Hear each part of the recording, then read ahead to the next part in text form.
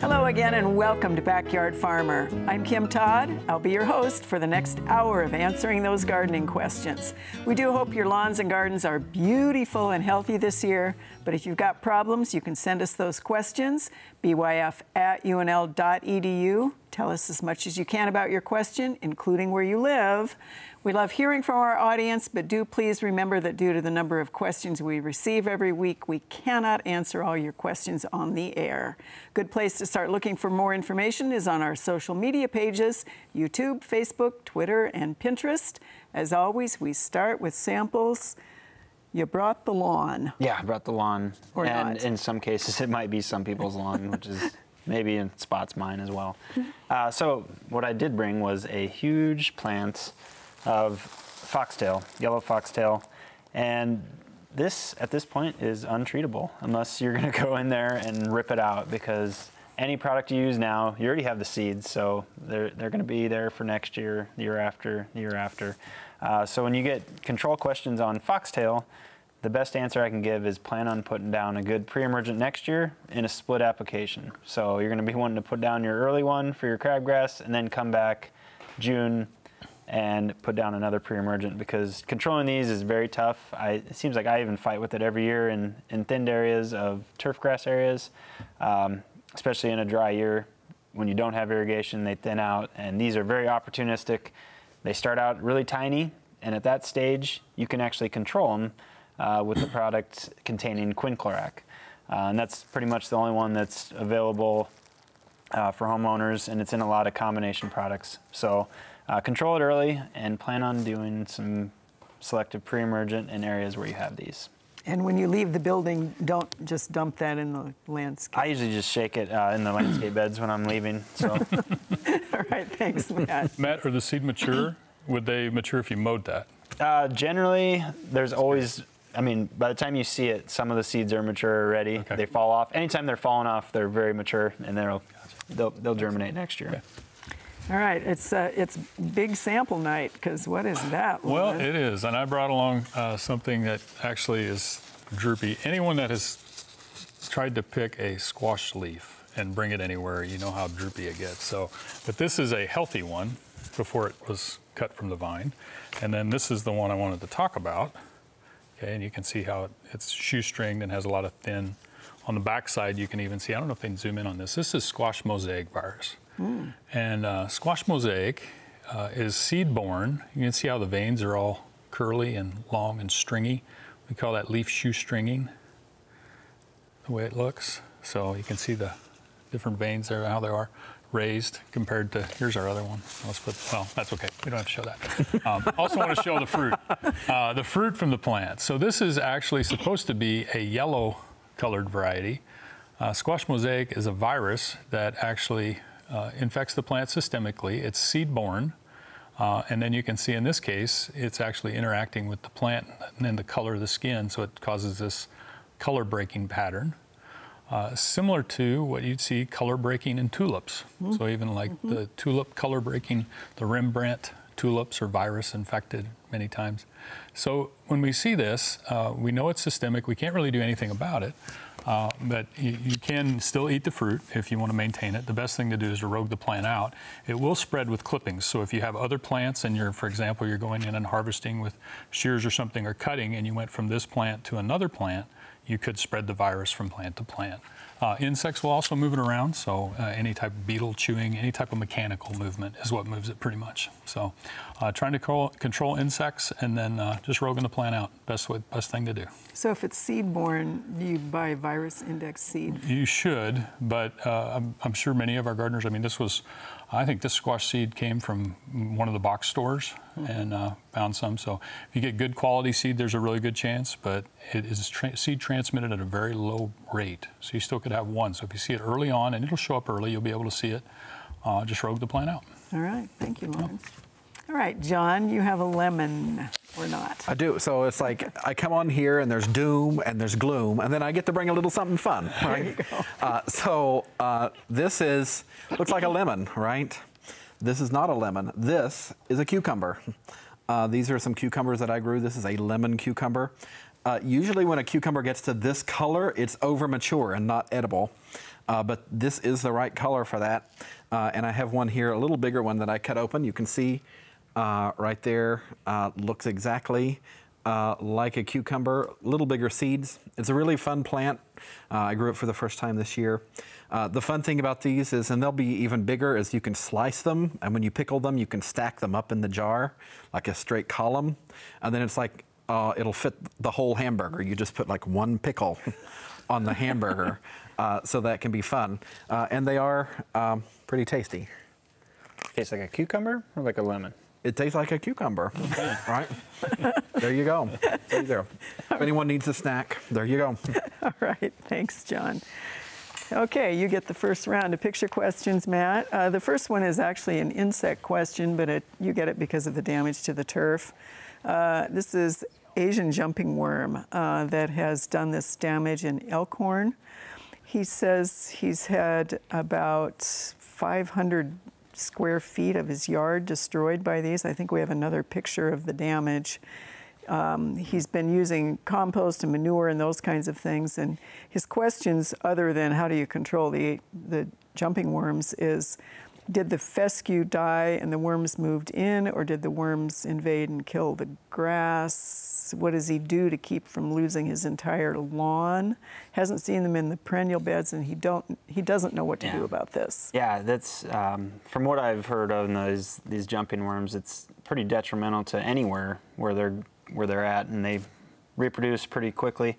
So I don't know if it's, what came first, the chicken or the egg. I don't know if it actually thinned out and the worms were encouraged, but I would lean towards that the worms started in a small colony, they spread out, grew, and they actually fed on the plants or the roots, and they destroyed that area and caused it to thin out. So controlling the worms first might be the biggest reason to look at and figure out how to do that before you can reseed. Obviously, our window to reseed is now or coming up soon, so I would definitely encourage trying to get some. I would still go with tall fescue just because of its deeper rooting, whereas Kentucky bluegrass is more on top, so those worms would be more prone to destroy that first, just like grubs are. You usually don't see grub damage in tall fescue because it has a deep, extensive root system. So if you are going to reseed, like you said, try not to move the soil around too much, but you could probably power rake it and get some tall fescue in there. As for the worms, I think there was some mention of covering the area with plastic and letting it heat up over a certain number of days to try and control them. If it was a small area, that would probably work well. But if you're looking at the whole lawn, I don't know if that's feasible, but they do say if you can get the soil, I think it was 100 degrees or above for a period of 3 days or a couple days, you can control them and their eggs. So that would be one option if you have smaller areas.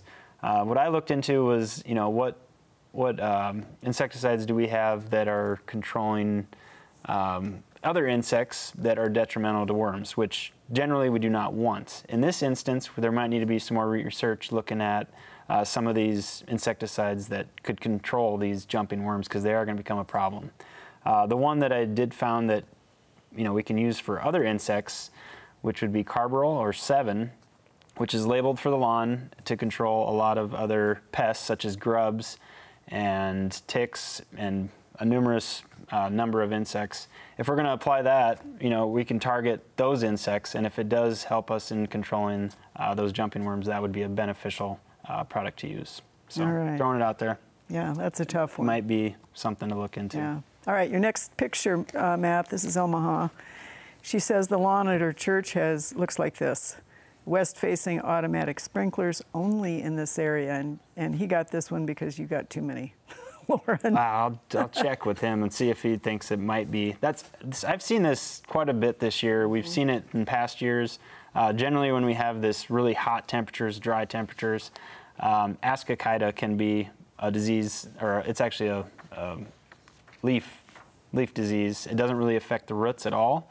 So what happens is it basically, from the tip down, it turns to straw, and you see this, and it looks terrible. But if you give it a week or two, water it, it usually grows out of it, and you'll start seeing green tissue coming from the ground up. And if that's the case, then that's most likely what it was, and it's not something to worry about, other than, you know, it's tough to look at, but it does recover. All right. And that would be my guess. My best guess on All that right, one. thank you, Matt. All right, you have, for your first 3 pictures actually, Lauren, you have a cornelian cherry dogwood.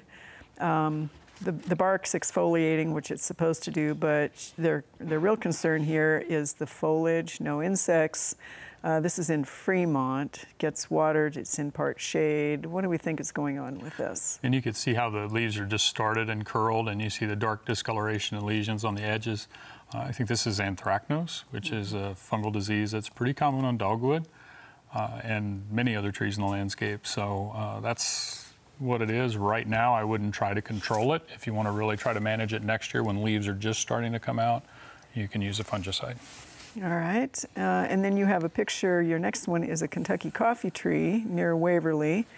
Planted in 2018, good growth, nothing on plants in the other areas. So any thoughts on this one? A lot of times when we see the edges of leaves and it looks like one branch, I don't know if the whole tree looks like this or if it's just a branch. I would guess it's a section or a branch in the tree.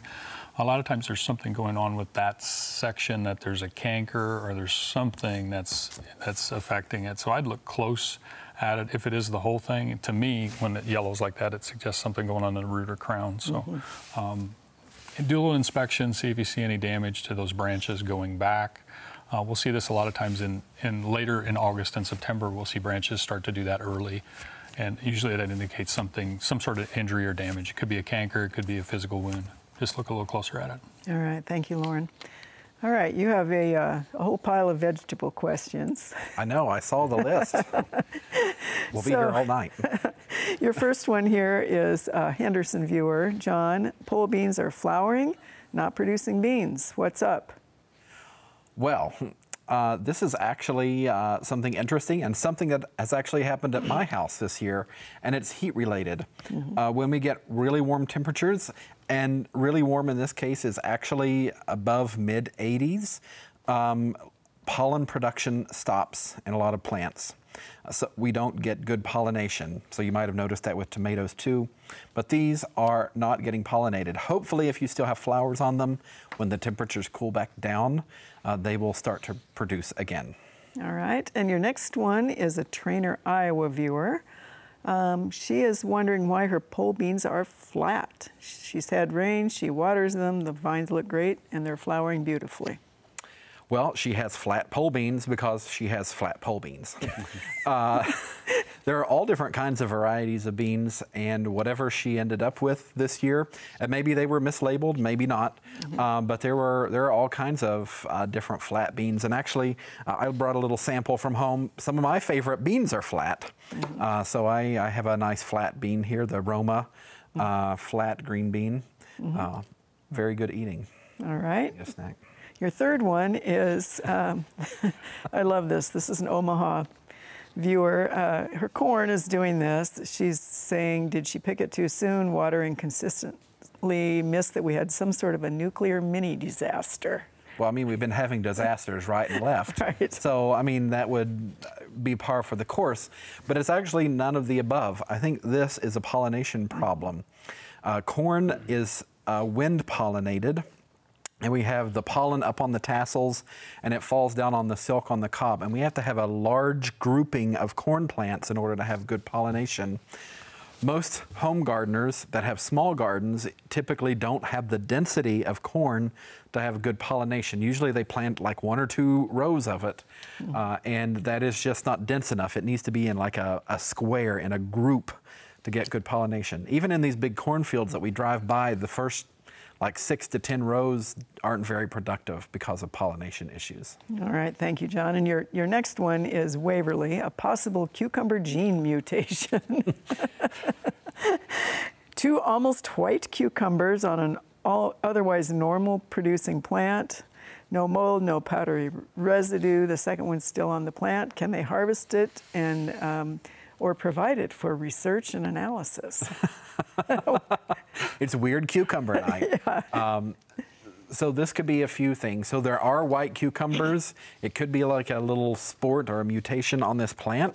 That could be a possibility. Though what actually can commonly happen is with watering. Sometimes with too much water, it dilutes down the nutrients, and you sometimes get white cucumbers. So, wow, so that one was furthest from the watering trough, apparently. Could be. All right. Yeah. Well, taking care of our pollinators has never been more important. Every home garden should have plants and habitat designed to help those pollinators do their job. We took a tour of a garden in Tekamah, which was installed specifically for that purpose.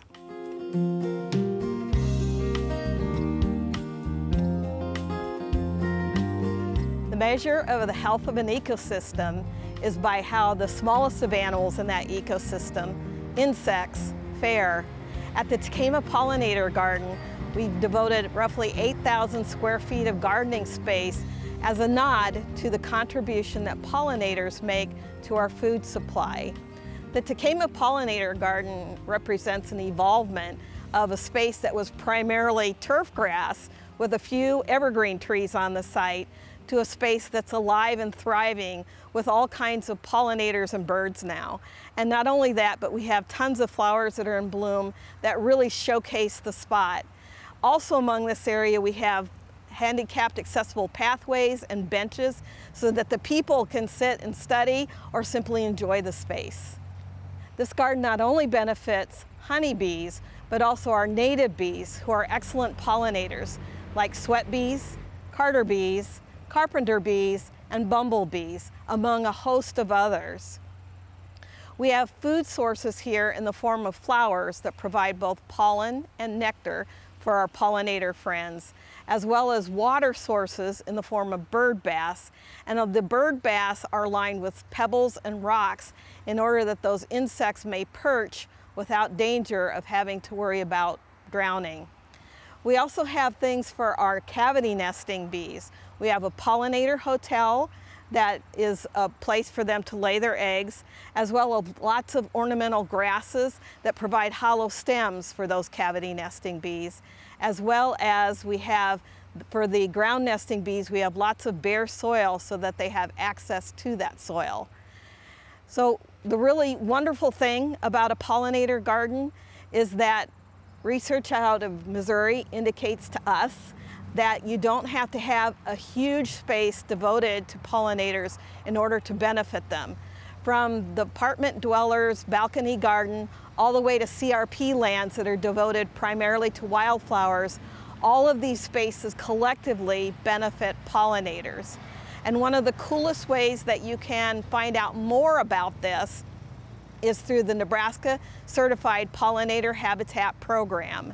In this program, you'll find out not only about plants that do well for pollinators, but also practices that benefit pollinators as well.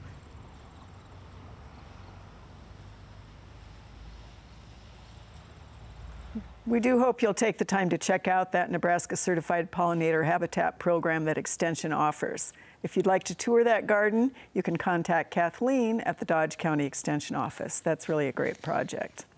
All right, your next set of questions, let's see, is, the first one is Loop City Matt.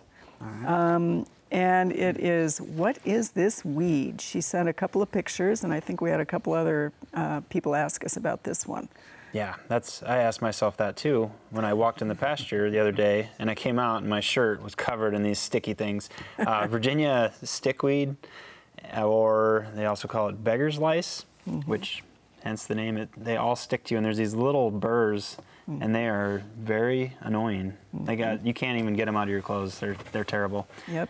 And it's actually a biennial, so it sets a rosette the first year, and then the following year is when it shoots up and creates the seed head that sticks out, and that actually dies off usually pretty quickly, and that's what allows that seed to stick to your shirt, to your pants, to basically anything that's fabric. And that's how it spreads, and it gets spread all over by animals and also us when we're walking through the woods. And that's usually where it grows, is kind of on the edges, tree lines, into the woodland areas. So, depending on what you want to do, but control fall would be best because that's when it's in that rosette form or in the the form that's going to go for next year. So a lot of the broadleaf control chemicals will work on this. So that would be my recommendation, is treat the fall where you saw this and in that area. All right, your next one is a Hastings viewer, and she wonders what this is and how to get rid of it. And that is Asiatic Day Flower, which hence it has one flower, so that's going to be a day's worth of flowers. And this one also is very problematic, and if you don't control it, it spreads like crazy. Even when you try to control it, it still spreads like crazy. So if you can find the source before it gets out of hand, you dig it out and get rid of it. Chemical control, there's not a lot. Normal products that control a lot of broadleaves don't work very well on it because it doesn't translocate. Sulfentrazone is one that works really well on this product, or on this Dayflower, and that product actually does a good job of controlling. But if you can't get rid of it, just live with it, and it's going to have to be part of the landscape because it spreads pretty quick. All right. Got a big enough patch, it's kind of pretty. Yeah, it is. You have one more, which is Seward. What is this one, and how to control it? That's the one I was. It's not a pellitory. It kind of looks like pellitory, but it's a little bit more of that copper color. So instead of Pennsylvania, it's Virginia copperleaf. So they got a state's name, I guess, both of them. But this one is an annual, and it spreads by seed in between the leaf lobes on the plant. So we want to get these out as quick as we can because they can produce seed in about 10 days, it seems like. So they are pretty prolific seed producers. We want to be able to control them early. And if you didn't control them, there's going to be a plethora of them. So there's pre-emergent herbicides that do work well on this. And what I've read is dithiopyr works better than, let's say, pendimethalin or some of the other.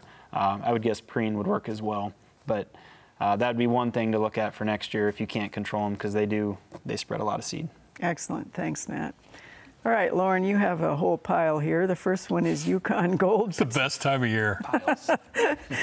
Yukon Gold potatoes. Brown area is soft. What should happen here? Will they continue to spoil? Yeah, in this particular case, and they could easily continue to rot if you have any damaged tubers. It looks like there's an insect wound on this and on these, so I think there may be some secondary infection that you're getting from some soft rots. If it's a smelly soft rot, it's most likely a bacterial soft rot. I would just recommend trying to pull out any tubers that you have in storage that are damaged. Use those first and try to put the others back. All right. And then you have 4 that are tomatoes. So we have Hastings, tomatoes in containers. We have Loop County, losing tomatoes one at a time from the bottom up. Spider mites. What's next? We have also papillion problems with tomato plants. So 1, 2, 3, 4, all across the state, basically. Okay, so let's talk about different things with tomatoes. And the first two, where you have a lot of brown leaves and they're curling and the plant's looking light in color, you know, in this area, I suspect that's spider mites. We're seeing a lot of spider mites this year. The other thing to think about is how much water these plants use. So many times in the garden, you may have a normal watering regime, and that may or may not be enough, because tomatoes with that much fruit on them and a larger plant are going to use and require a lot of moisture. So while we think we may be watering okay, sometimes those lower leaves will brown and yellow, and you may even have some flecks and spots on them and think, oh, I have a disease. And many times they may just need more water to be able to maintain themselves when we're in these high temperatures especially. So both of those I'd think are spider mites or watering. There are also some spots on some of these, Kim, that you could have some stage of early blight. For example, there's a lot of different foliar fungal diseases of tomatoes. So just in general, make sure that when you establish them, you use a mulch to keep the soil from splashing up. Make sure you're using sanitation in the fall. You're cleaning the garden up. Try not to overhead irrigate.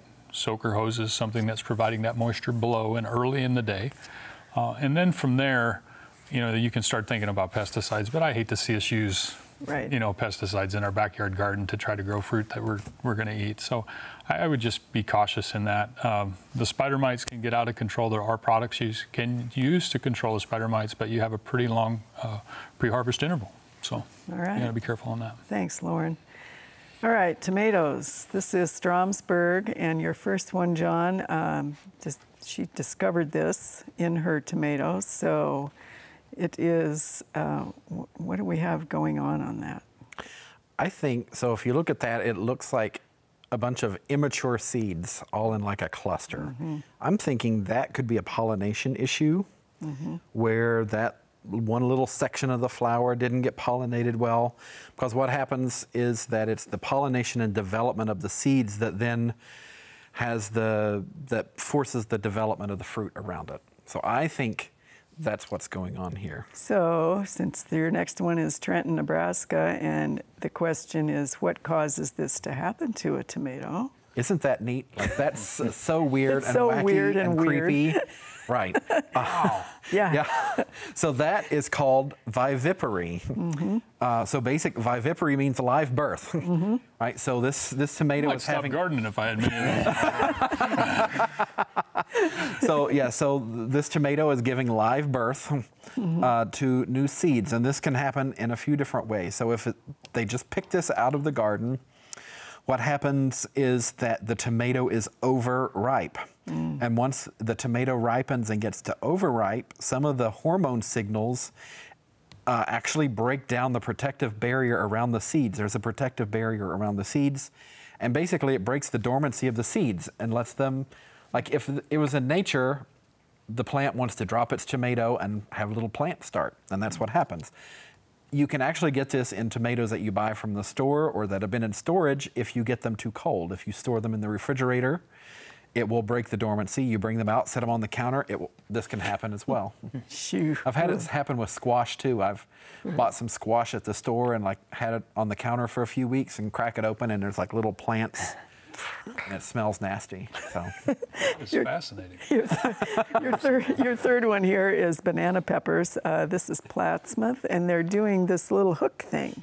What's up with that? What do you think is going on there? I think that's just a little weird mutation, or some varieties will do this. I don't think there's anything that really causes it.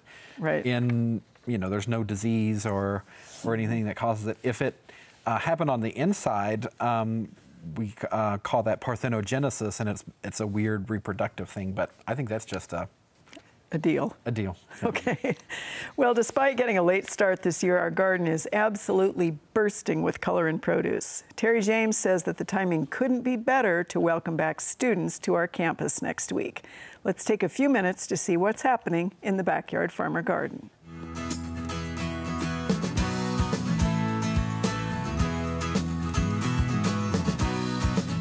This week in the Backyard Farmer Garden, we're going to start welcoming the students back. Students come back virtually next week, Monday, and then on campus the week after. So we're really excited to have students back using our gardens as their living laboratory. But you are more than welcome to come back, and it is a great time to come and visit.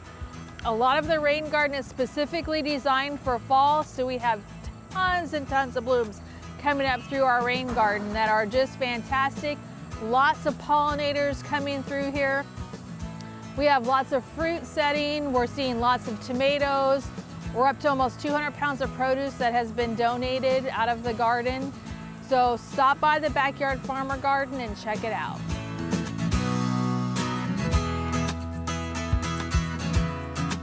And right now, it is time for the lightning round. Are you ready, John? Always. Always. This particular viewer in Columbus planted leeks. When do you harvest leeks? You can harvest them. They take a while, so it'll be fall. So. All right. Cucumbers are flowering, but they're not fruiting. This person has used peat moss, compost, and millorganite in the mix. None of that will help. It's probably a heat issue. All right. We have a Bennett viewer who has been told to use Epsom salts to correct yellowing in a spruce. Yes or no? No. We have many people with curled boxwood leaves. They're not brown and dead, but they're just sort of curled. Any idea what that might be? I think that could probably be a heat water issue. All right. When do we prune young oaks?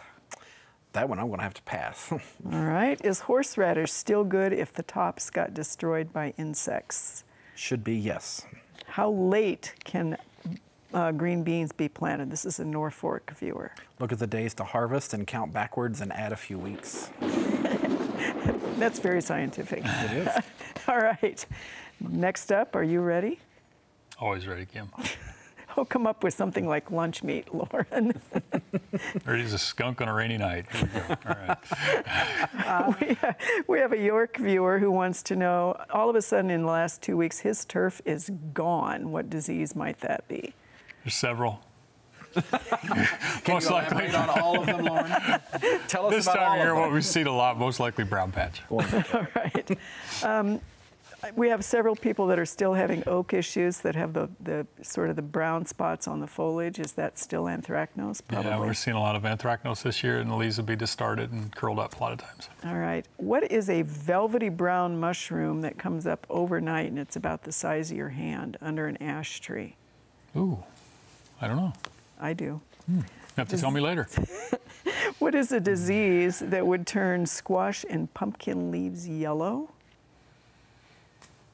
Well, powdery mildew will look yellow from the upper side. It can, and also the Mosaic virus that I just showed tonight can make them yellow. All right. We had a couple viewers send in pictures of pines, one from the Lex Cozad area. The tips are brown, but the older growth is okay. Could be Sphaeropsis tip blight, which affects the candles right when they're beginning to emerge early in the season. All right. Excellent. Nice job. It's an ash bolete. Ash bolete, that was it. Couldn't think of that quick enough. Should have just said pass. Thanks, Kim. All right. You ready? Don't eat it. Yeah. Okay. This is a viewer who said they planted new turf last fall and some didn't take. So they want to overseed, but they want to know whether they have to fill with new soil before they do that. I would overseed. I wouldn't fill with new soil unless it's low. You could aerify to encourage some seed soil contact. All right. This is a Columbus viewer who wants to know about dormant seeding in November if they used a fertilizer that had a broadleaf weed killer in it this season. Can they still dormant seed? Yeah, I would say if you're putting that broadleaf weed killer earlier, September, October, and you wait till end of November to dormant seed, you should be all right. All right. This is a U10 viewer who wonders whether they can still spray nutsedge. He thinks he can't pull it because it's already 8 inches tall. Yeah, you could spray it, but it's going to come back next year because the tubers are already formed. All right. A papillion viewer wants to know how much water per week is needed for buffalo grass in inches. Usually they recommend 60% ET, so depending on what the ET is, 60% of that. All right. Any idea on the long-term residual negative effect of tordon in the soil? How long does it last? Long term depends on how much you put down. It can last up to, I would say, a year in the soil. So if you're going to plant something in that area, I would never use tordon or a product similar to that. So I would go with Roundup, which would be no longevity of the lasting of it. Excellent. Thank you so much. Good job, gents. All right, John, plants of the week. Well, we have some natives or near natives here for the plants of the week. So we're going to start off with this yellow beauty here. This is sweet coneflower. It's an upright native. It can get 4 to 5 feet tall.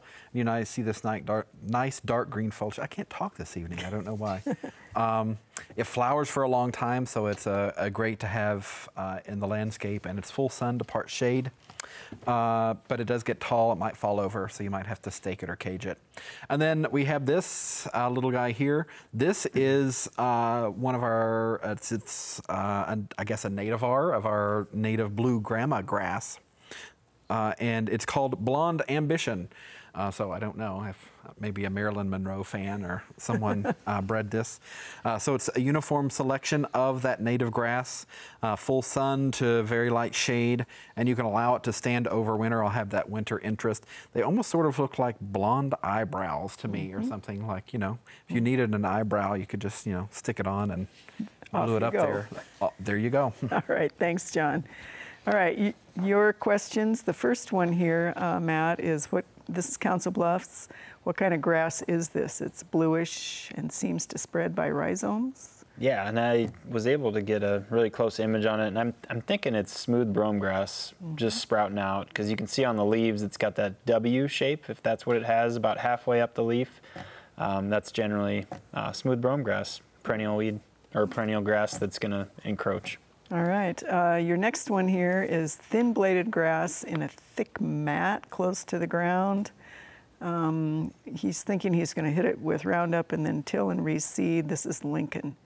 Okay, so this just to me looks like Kentucky bluegrass that was let grow up and then it just kind of falls over and turns into a mat. And that's typical of some of those forage type or early cultivars of Kentucky bluegrass, common types, and they will do that. They kind of look like a wispy leaf when they get older and they just kind of fall down and create a mat. So if you're going to seed into that, you might want to remove some of that unless you're tilling it in just to provide a little better soil contact. All right, and your third one here is also a Lincoln viewer. This thin-bladed jointed grass is appearing. What is that? And this, to me, it looks like a nimblewill, and it's going to be that kind of in a patch or a circular area. And yep, it'll spread by stones along or rhizomes, and you know it'll just kind of take over a little bit more year after year. So for this non-selective, glyphosate would probably be one way to control that patch. The only non-selective or selective herbicide would be tenacity with 2 to 3 sequential applications. All right, thank you, Matt. All right, we have leaves turning brown and dropping off hawthorns in Lincoln. What do we have going on here, do you think, Lauren? There's a couple things. I think you can see there is some rust, some of the larger areas. They actually have the pustules coming out the bottom. And then there's some leaf spot. But I think a lot of the drop is probably the rust in this case. So fungicide much earlier in the season next year if you want to control it. But again, most of these trees they're not going to be killed by the fungal disease like this. All right, this is an Omaha viewer for your second picture who has black spots on the silver maple. This is something that you do not see that often, really. No, you don't. And this has been a good year for it, but this is tar spot, and you can see why it's named tar spot, and it's just those large areas or fungal mats that produce large volumes of spores and continue to spread. So management on this one is really just leaf sanitation in the fall. All right, and your third one is a Donovan. I'm jealous of that one, though. I like that one. This is Donovan. She has a hackberry that she thinks this is island chlorosis. What is? It's hackberry mosaic virus, I'm pretty sure. Yeah. So we see that in a lot of our hackberries, and it has that nice breaking pattern in the leaf with the green and yellow spots, similar to the color breaking that we had in the zucchini earlier, and we talked about. There you go. All right. Yours, John, the first one is, what is this plant? Flowering plant is on the south side of the neighbor's garage in Lincoln. Is it a weed or a flower or both? It's whatever you want it to be. This is ironweed, and some people will plant it in their gardens. Some people consider it a weed. Where I'm from, it grows in the roadside, and it's a weed. But some people do plant it. It's a great pollinator plant. So if you like it, keep it. If you don't, pull it out. Pull it out. All right, then your second one is a Fremont viewer. What is the green plant with the white flowers? So that is Datura, and there's a few other names for it. Jimson weed is what I'm most commonly heard. And if you like it, some people will plant them. Though if you have anyone that likes to sample leaves, like pets or children, you should get rid of it because it is very toxic. Actually in some cultures they use them sort of like a psychotropic drug, but it's very thin line between the fun time and the dead time. So don't try it, but it'll stop your heart and keep you from breathing and kill you very dead very quick. And on that note, we have hydrangeas that two have done nothing. He trimmed them back, blooming on old wood. They seem to get adequate water. What's going on here? Probably could just be the cultivars. Some of those just don't do well in our area. A lot of times it's, even though if you prune them at the right time, we'll get a cold snap just when they're trying to form their buds. And so if you're not getting blooming, that might be, as our friend Lauren would say, you might have to rogue it out because it's never going to bloom. Or just enjoy the foliage. Or just enjoy the foliage. There you go. Well, once again, we have a potentially devastating disease on our horizon. Walnut trees are facing what's known as thousand canker disease. Here to tell us more is Lori Stepanek from the Nebraska Forest Service.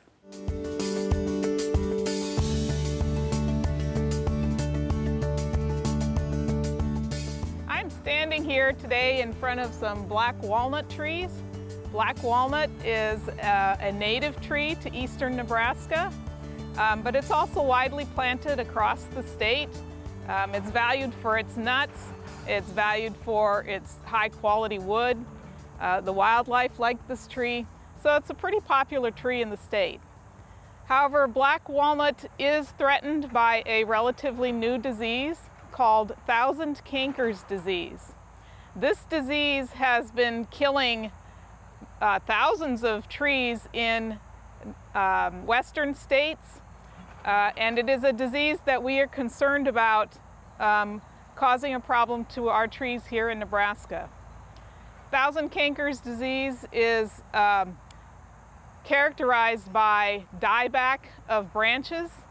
The trees start to turn yellow, the leaves turn yellow, they turn brown, and the branches die back. And within about 2 to 3 years after symptoms appear, the trees die. The symptoms are caused by a canker, which attacks twigs, branches. It can even attack the trunk of a tree, and it kills the branches back. And Thousand Cankers disease is so named because of the thousands and thousands of cankers that attack the branches and ultimately kill the tree. The fungus that causes Thousand Cankers is carried from tree to tree by tiny little beetles called walnut twig beetle. And these beetles feed on the twigs and branches, and the fungus is carried on their bodies and then infects through the feeding wounds by the beetles. The Nebraska Department of Agriculture traps for these beetles. They do some monitoring with detection traps, and the traps contain a lure which attract the walnut twig beetles to the traps. And recently, the Nebraska Department of Agriculture did capture some walnut twig beetles in some traps in Gering, Nebraska. However, they have not found any trees that are infected with Thousand Cankers disease. So if you see any trees that you think might have Thousand Cankers disease, please contact the Nebraska Department of Agriculture or the Nebraska Forest Service or your local county extension educator. This has not been spotted yet here in Nebraska, but obviously the threat is pretty clear. Just like emerald ash borer and pine wilt, we don't have much in the way of treatment for it yet, so we will be keeping an eye out for it. We will inform you if it does get here, and hopefully this one won't. We're kind of tired of these tree diseases. All right, last round of pictures. Matt, your first one here, several patches of this longer grass in the turf. I think she sent 2 pictures, and that's Crete. What is it? Yellow nutsedge. And how does she control it now? Now you can't control. I mean, you could control it with some of the products, yellow nutsedge, sedge hammer, dismiss, and there's a Solero, and also a new product called Vexus. So there's a couple options to control it, although you're just going to be controlling the tops. It already said it's tubers down in the ground, so it's going to be back next year, and that's going to be when we're going to want to target a early application as soon as we can see it, usually that late May, early June, and that's when we can control it before it creates a bigger patch. And is it our imagination, but is there a lot more nutsedge? I'm thinking the same exact thing. Just since I've been here in the last, let's say, 10 years, it's become more and more prevalent in lawns and also in the landscapes. Right. So all right. It's not going anywhere. So your next one is also a yellowish grass, but this is in Lincoln. Started showing up the past few weeks. Thought it might be fertilizer. Several places in the lawn. It's growing fine. Yeah, this? I don't. This could also be yellow nutsedge, but I don't think it is just by the pattern of it. It looks more like iron chlorosis, and that's pretty common in areas that are watered heavily. So you can see, like along the street, there's a patch there that's yellow, and that's usually where there's smaller spray heads that are probably overwatering compared to the rest of the lawn. And that could be the case next to the sidewalk here as well. So if it is iron chlorosis, what you can do is try to cut back a little bit on the water. And actually, you don't want to fertilize heavily to correct it, because it'll actually cause more elongation and more chlorosis. Bill Kreuzer did some studies with this, and he also has some turf infos. at turf.unl.edu that kind of explains what you can do. But in the, I guess the treatment for it was to do those management practices, and also you could spray liquid iron products to control the symptoms. Or just wait. Or just wait. And the temperatures will go down and the iron chlorosis will go away. It's usually when the temps go up, it becomes limited. All right, thanks, Matt. All right, you have your first one here, a fungus among us. And this is an Underwood, Iowa viewer, and it's in a little succulent pot. It's absolutely beautiful. Isn't it? What is it? It's a little bird nest fungus. Yeah. Yeah. Those are its perennials in the middle that are like seeds that actually will spread it. But they're just little fungal structures that spread the fungus around. All right, so your next one is a Korean Sun Pear. This is Omaha. Small area in the mulch, looks like a wasp's nest. Or maybe are they tiny little mushrooms? They're tiny little bird nest fungus too. Beautiful. So this must be the time of year for tiny little birds. Yeah, it's a perfect time for that. So we're fortunate here we don't have one of the relatives of this one, the shotgun fungus, that has sticky spores and ruins siding. So we don't see that here very often, or I haven't. But this one is related. But and cars. No problem. And yes, cars. Everything. Yeah. All right, so this is this is an Omaha viewer. She has a large silver maple that has a hole in the trunk, and this growing out of it, it's the size of a large orange and oozes liquid. What is it? It is beautiful, and I would like a picture of it in about a week and a half, 2 weeks, and see what it looks like. I can't tell right now. I think I know what it is, but I'm not sure. But it is truly a fungus among us. I think it may be the early stages of a hericium or a monkey head fungus. Lion's mane is another name for it, but I'm not sure. So if it produces like fine hair-like white pieces all over it and it looks like a mane, that's what it is. Cool. I'm not sure though. But not really good for the health of the tree. No, it says there's something wrong with the tree. I would be careful. Oh, I thought we were interested in the mushroom. I was excited about the mushroom. I didn't know the tree. You got a great looking mushroom there. Unfortunately, yeah, this is a tree. If it is in an area, be careful. It could be a hazard tree. It's rotted in the center and it has weakness. It has a weak structure to it, most likely. Yeah. All right, let's see. This is near Diller, Nebraska. Just don't cut the mushroom part off. Yeah, Lauren wants the picture first. So what's going on with the traditional lilacs? And we also had a viewer send in one that was honeysuckle, and we had one that was peonies, and what is it? Lots of powdery mildew this year. This is the time of year of all the lilacs, so many things, peonies, phlox, all these things are getting powdery mildew. So that's what's going on there, the leaf drop. It'll be fine, so I wouldn't worry too much about it. Yeah, it's not really anything. Something that older lilacs typically get, and just let it go. Enjoy it. All right. Get a microscope, you can enjoy more. Okay. All right, speaking of lilacs, John, this is a viewer who says her lilacs suffered in early spring when the temperatures were low. The leaves seem to have been hit by disease, very few blossoms. Leaves have browned and died off.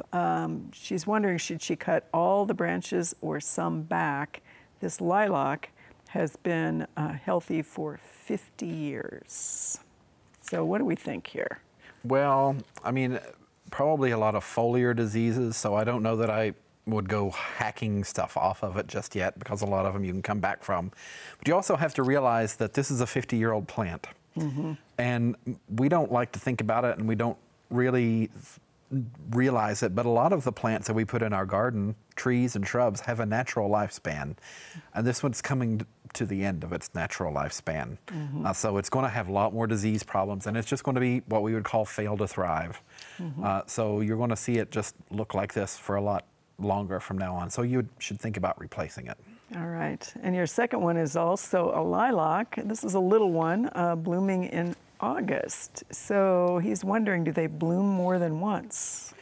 I mean, there are some that can rebloom, and I know we were talking about it before the show. I don't remember the cultivar name, but there is Bloomerang. Bloomerang, that's right. That can rebloom. Sometimes if something goes weird and the weather's wacky and it doesn't bloom when it's supposed to, you can also get weird blooms at weird times of years. I had my elderberry do that. this year. Like it all didn't bloom at once. So sometimes that happens, but could also be a bloomerang. Right. I have red twig dogwood blooming right now, so it's a very interesting year. Well, we give you announcements of interesting things going on in the gardening world, and I think we have a couple of them tonight. The first, of course, is our Grow Big Red virtual learning series is still going on. This week it is Growing and Cooking with Herbs. Register at go.unl.edu/Grow Big Red Virtual, Tuesday through September, 7 o'clock at night, I do believe. Is that correct? Tuesday, 7 p.m. Central. We've been having a great time and a good crowd. Exactly. And of course, Digging Deeper with Backyard Farmer. You can watch us on Facebook Thursdays right after this show at 8 p.m. Follow us on Backyard Farmer and NET Nebraska. We've had a lot of fun with digging, and I pick on the panelists, and y'all do a really nice job on that one. All right, so we have a little bit of time left for questions. This is a really interesting one, Matt. It's a slope, dry weather, it gets desiccation cracks, it's been compacted. She's been trying to grow turf in it. She's had it aerated, she collected leaves, she sifted them and stored them and then put them in the cracks. Then she mixes the soil half and half with the leaves. The grass seed doesn't really wash out. She's got a lot of time and she's putting a lot of effort into this. Is this something that could work in that situation? I don't know. Anytime you're filling it with something other than soil, you might end up with issues just because there's going to be a long line of organic matter decaying in that crack. But the bigger issue would just be water. If it's on a slope, it's probably not getting enough water, or it's running off before it can soak into the ground. And that's typical of any side hills. So what we can do there is try and water those areas a little more so we don't get the cracks in the first place, because those are the first ones to go. Right. So she's doing what she can, but yeah, what she can might not work. Yeah, it's typically irrigation. All right. All right. Lauren, you have one here that is, again, a pine issue. So this is central and western Nebraska, and they're seeing the dieback not at the tips, but they're seeing needles beyond its second or third or fourth year growth. Would there be a disease showing up in pines right now that would be treated in the spring, or is that? It's possible. You'd want to see if it's the whole tree, it's not, or if it's like one branch or arm of or one branch of the tree, it could be a canker or something that then some of the older needles may drop first. There are needle cast diseases and some leaf spots that could impact our pines. So I guess in that case, I'd want to see a sample to say for sure, and look at the distribution of it on the tree. All right, thank you, Lauren. All right, this is also a boxwood question. We have people who, in the central part of the state, this is Minden, they're wondering whether boxwood is something we would recommend for a privacy hedge. They're looking for something 6 foot tall, evergreen, and not needing, and trim it when they need to. Are we going to recommend boxwood in that particular situation? I'm not sure that I would, just because of, the growth, how it grows, and also, I don't think we have it here yet, but there is a boxwood blight. Yes, there is. And that, it could be a number of years down the road and it's all gone. I mean, and they die almost overnight. So I would, look at something else, evergreen, maybe an actual evergreen. I don't know, arborvitae maybe, something different, but I wouldn't recommend boxwood. Right. Well, and you're kind of in the part of the state where pH might be an issue. Yeah, those kinds of things pH as well. is wacky on those two. So no boxwood. Have you heard of boxwood blight yet in the clinic? Do you know? I don't know that we've seen it yet, but I'm not sure. Yeah, I know that it's in Iowa or coming our direction. So it's typically one of those things that just stay on the other side of the river, or at least don't hit the boxwoods that people are so tied to in our part of the state.